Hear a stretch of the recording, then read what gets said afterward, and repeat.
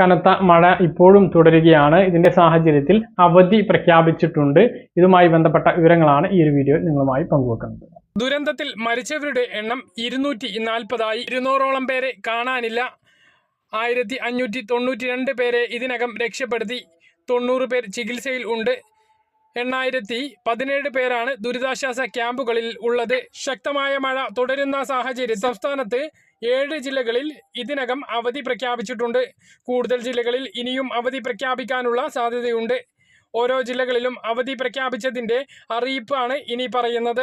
ഇതുവരെ കണ്ണൂർ, കാസർഗോഡ്, തൃശൂർ, വയനാട്, മലപ്പുറം, കോഴിക്കോട്, പാലക്കാട് ജില്ലകളിലാണ് അവധി പ്രഖ്യാപിച്ചിട്ടുള്ളത്.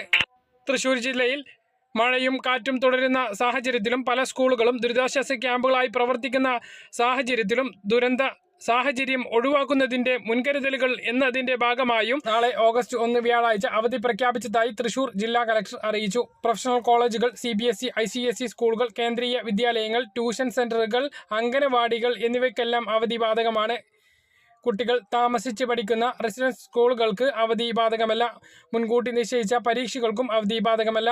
മഴ, കാറ്റ് എന്നിവ തുടരുന്ന സാഹചര്യത്തിൽ കണ്ണൂർ ജില്ലയിൽ അംഗനവാടികൾ, പ്രൊഫഷണൽ കോളേജുകൾ, ട്യൂഷൻ സെന്ററുകൾ, മദ്രസകൾ എന്നീ വിദ്യാഭ്യാസ സ്ഥാപനങ്ങൾക്ക് അവധി പ്രഖ്യാപിച്ചതായി കണ്ണൂർ ജില്ലാ കലക്ടർ അറിയിച്ചു.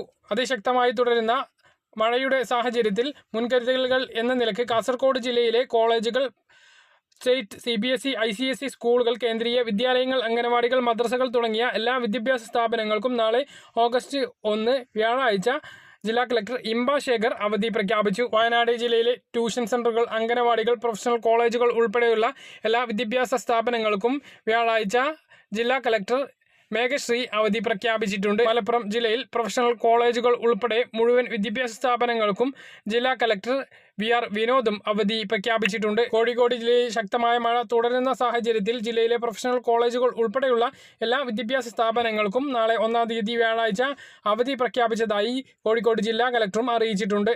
കനത്ത മഴയും കാലവർഷത്തിന്റെയും മഴക്കെടുതിയുടെയും പശ്ചാത്തലത്തിൽ പാലക്കാട് ജില്ലയിലെ പ്രൊഫഷണൽ കോളേജുകൾ ഉൾപ്പെടെയുള്ള എല്ലാ വിദ്യാഭ്യാസ സ്ഥാപനങ്ങൾക്കും പാലക്കാട് കളക്ടർ അവധി പ്രഖ്യാപിച്ചിട്ടുണ്ട്. കോളേജുകൾ, അംഗനവാടികൾ, കിൻഡർ ഗാർഡനുകൾ, മദ്രസകൾ, ട്യൂഷൻ സെന്ററുകൾ ഉൾപ്പെടെ എല്ലാ വിദ്യാഭ്യാസ സ്ഥാപനങ്ങൾക്കും അവധി ബാധകമായിരിക്കും എന്നും പാലക്കാട് ജില്ലാ കളക്ടർ അറിയിച്ചിട്ടുണ്ട്. മുൻകൂട്ടി നിശ്ചയിച്ച പരീക്ഷകൾക്ക് അവധി ബാധകമല്ല.